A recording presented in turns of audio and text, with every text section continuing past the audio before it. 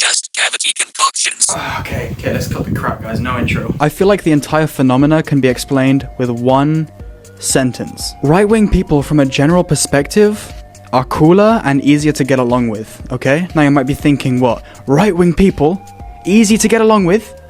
Right-wing people? Are we talking about the same people? That would really make sense if you were looking at it from a leftist perspective. But from the underdeveloped view of a teenage centrist, or like even a right-wing person really, there's not really any feeling of general discontent between each individual on the right or the center in the same way that there's competition and hostility between individuals on the left at all times for some reason. On the left, it's a complete shit show because there's this strange supremacy about, you know, who's more progressive or who's, I don't know, who's more politically correct, you know? And people scrutinize each other for everything, you know, which leads to a lot of unjust labels. Now obviously I'm a bit more left-leaning, I would say, right? But when I uploaded my Battle Jackets bingo video, you know, the other day, I got some comments saying like, yo, bro, your video got on like r/punk, and not in a good way, like they're calling you a Nazi, bro. I was like, hell, bro, I gotta see this for myself. So I went on. I skipped a lot of these comments, bro. You already know your boy can't read that well, but I'm deadass being called a Nazi for something like this, bro. That's insane. I'm whispering because my grandma's asleep.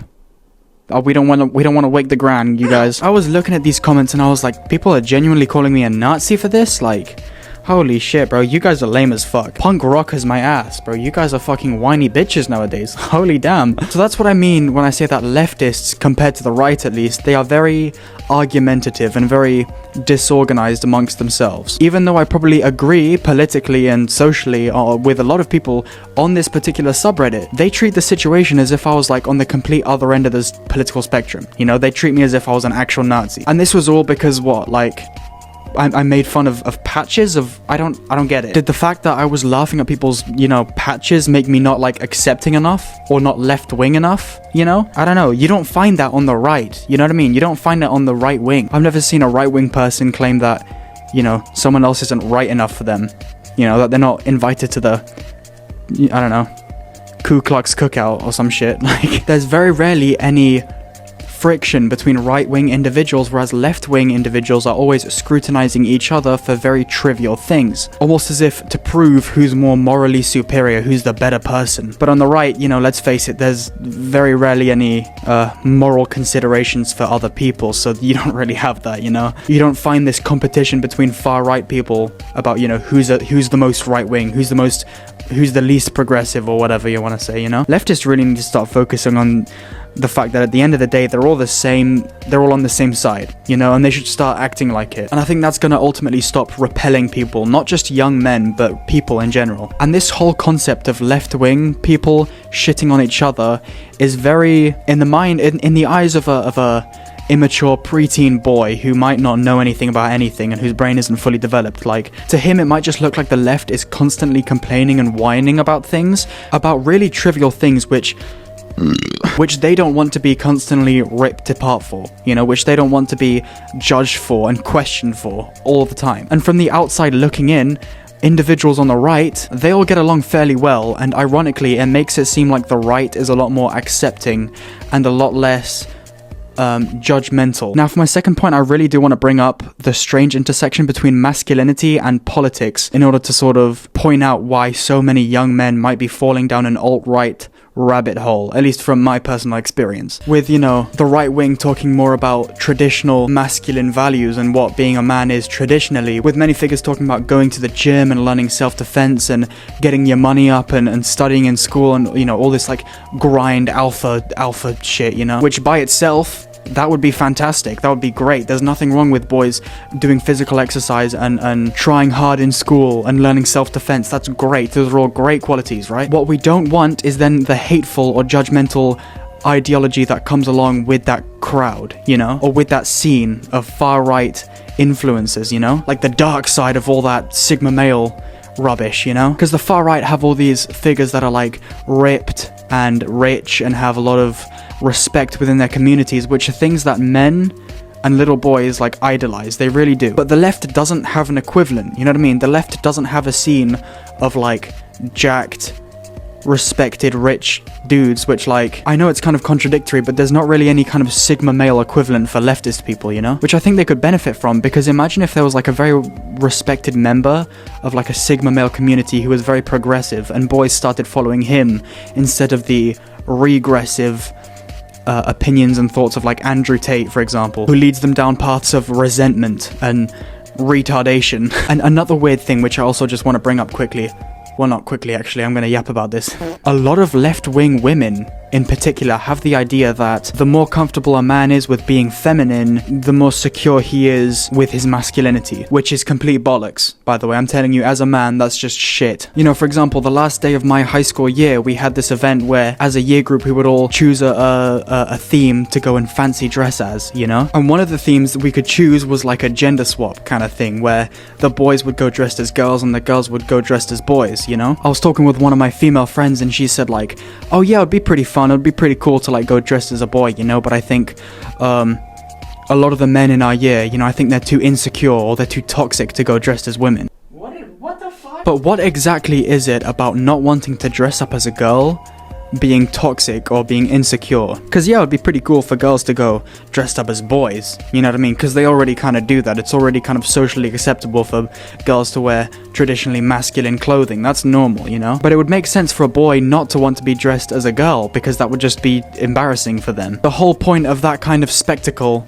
would be to laugh at them, you know, because it's a man dressed as a woman. That's just objectively emasculating, you know, that's just the definition of emasculating. And if a man doesn't want to be emasculated, then it's humiliating for him, you know? As a man, it's humiliating. And not wanting to participate in like inherently feminine activities doesn't make a man toxic or insecure. I don't know where she kind of got that idea from. Most men are just uncomfortable with doing feminine things because they're comfortable being men, you know? What's wrong with that? And it's dumb that women are throwing the words insecure and toxic around to sort of describe men not wanting to do certain things, when these women don't have any idea what it's like to be a man.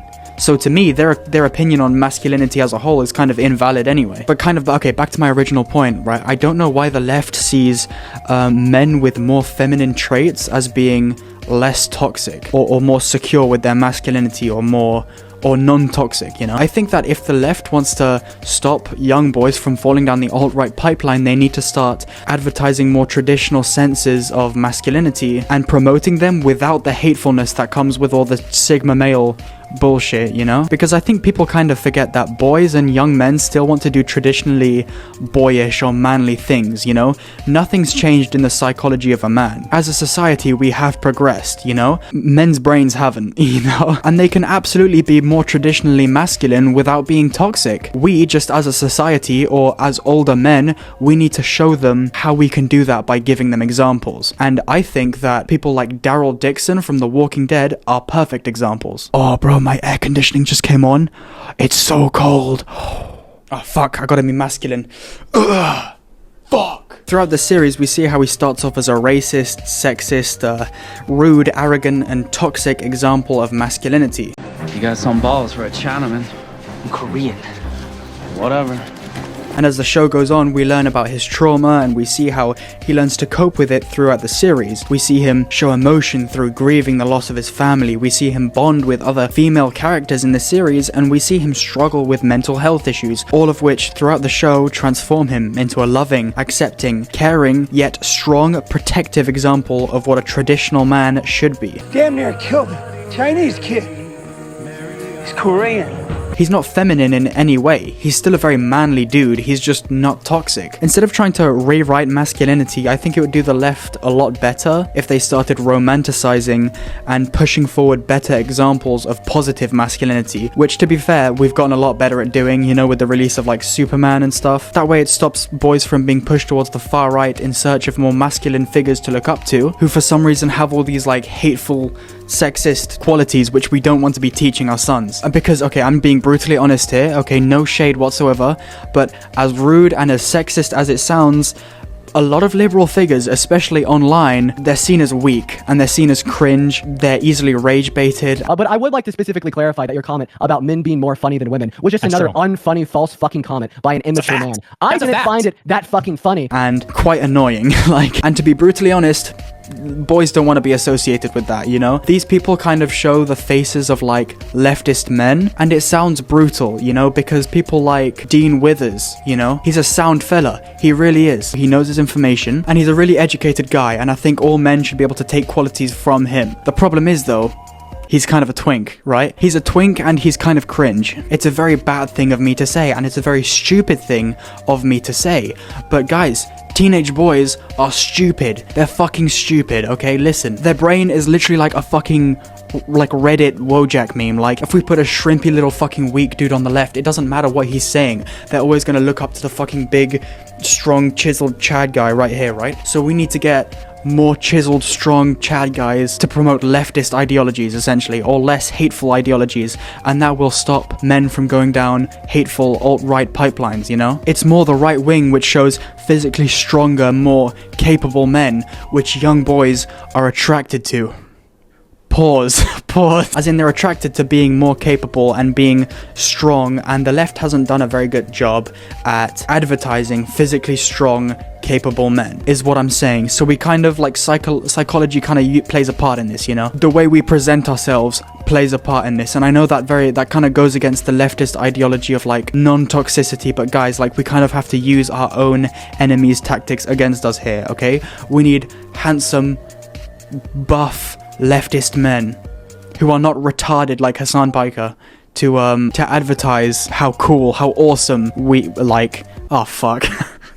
My third point, right? Let me pull it up, the document, hold on. Right-wing comedy, okay? And online culture is a lot funnier, and it's a lot easier to engage with on the count of there being less boundaries, I think, and the fact that a lot of right-wing humor is lathered in irony and carelessness makes it kind of immune to any logical critiques, you know? Sam Hyde, for example, a funny guy, undoubtedly. I'm sorry, I do find him funny. Obviously, not all of his jokes hit. There have been a lot of skits and jokes which I've looked at those and I've physically cringed because of how unfunny they are, but like, in general, I do think he's a funny guy, okay? He knows what he's doing. The time for reflection is over. And he makes a lot of people laugh with how outrageous and how out of pocket his statements are. Maybe I'm not as woke as you guys thought, but like, I'm sorry. A lot of people find him extremely unfunny, and that's fair enough. That's a very fair assessment. Me personally, though, I can't help it, guys. I'm sorry. Nick Fuentes, there's another one. I obviously disagree with all of his ideals, but he's an incredibly funny person. I don't know, he must realize it by now, but like, he's such a funny guy. What are Irish people doing over there? Potato farmers, sheep herders, complainers. Just leave us alone. Why?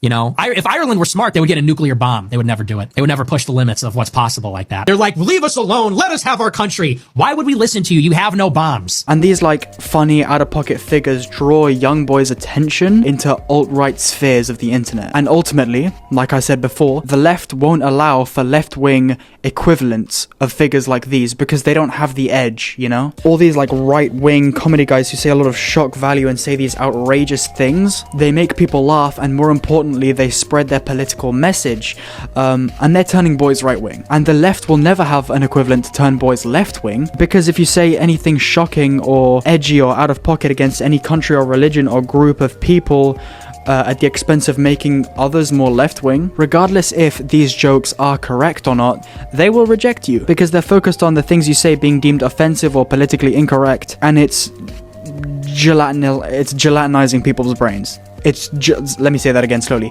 It's gelatinizing people's brains. I think boys, you know, and, well, no, like, a lot of hormonal people. Huh? Hold on, no, like, oh, fuck. A lot of teens, you know, who are going through their edgy kind of phase, you know, they're drawn to the unruliness and edginess of far-right comedy, I think, and left-wing comedians they severely lack in that, you know. If they do make an edgy joke, it's always one of those fucking safe edgy jokes, which is like against Christianity, for example, which is like, oh my god, shut up. Now, does that mean left-wing people should go out and make edgy, possibly slightly offensive jokes and say controversial and possibly offensive things towards certain groups of people in order to spike a certain political opinion?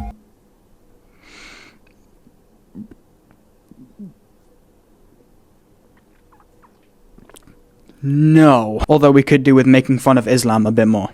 I can't even lie. Making fun of Christianity is so safe, edgy. Like I said at this point, oh my god, it's just cringe. Like, I'm a Reddit atheist and I'm smarter than you. We've made fun of Christianity so much to the point where we're kind of desensitized to it. Like, but if you make fun of Islam, oh god forbid, if you make fun of Judaism, everybody spam L's in the chat for Islam, you know?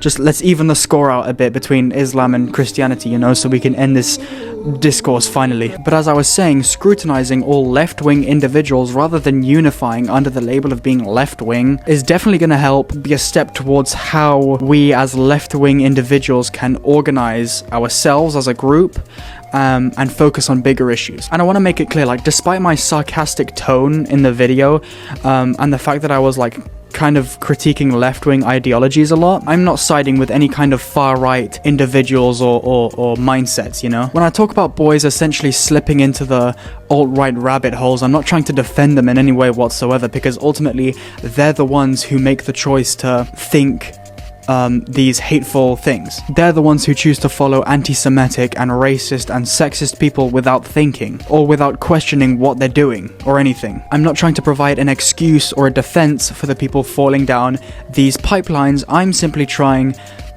to give a reason for it. I just want to give you guys what I think is my justification for why this is happening all of a sudden or within the last few years. And I say this as a man who, when I was younger, I was kind of down an alt-right pipeline. And I managed to get myself out by waking up one day and going, wow, I don't have the effort to give a fuck about any of this anymore. But I'm just saying, as someone who did used to be in an alt-right sphere, it's very easy for men to be swept up, for young boys to be swept up into this sphere of existence, even if they didn't grow up in a very alt-right household. It can happen to literally anyone. I'm just saying, I grew up in a fairly progressive household, and I must say, like, even now as a legal adult male, I'll go online and I'll see women making TikToks. No, I'm playing. I'll see women making TikToks and making Instagram videos about like their utter resentment for men, and like, low-key, I can feel the rage bait working on me a little bit, you know. And I know it's all jokes, you know, and it's not that deep, and it's all irony, and it's hyperbolic or whatever, and they're just saying these things for attention. But like, now imagine if you were a young teen boy. So you were like more retarded and you were consuming this content online, which undoubtedly there are obviously young boys seeing these things online and taking them for exactly face value. From that impression, get the sense that liberal women have some kind of utter disgust or utter disdain for them, which achieves absolutely nothing except pushes them towards the alt-right even more. So essentially, at least, you know, according to me, is a mixture of the left kind of being unattractive because of the hostility of it all and because of there being no desirable role models, whereas the far right, especially within recent years on TikTok, is being very heavily romanticized by things like edits and stuff and other desirable, cool things online. They don't realize how hateful it can truly be until it's too late, and they've kind of then absorbed themselves into that scene without realizing it. Anyway, yeah, those are just my 2 cents on the subject. It is currently 1:59. I need to go to bed. Bro, I've not got long now till uni, actually. I need to fix up the old sleep schedule. Oh, I need to fill my cavities. I need to fill my cavities.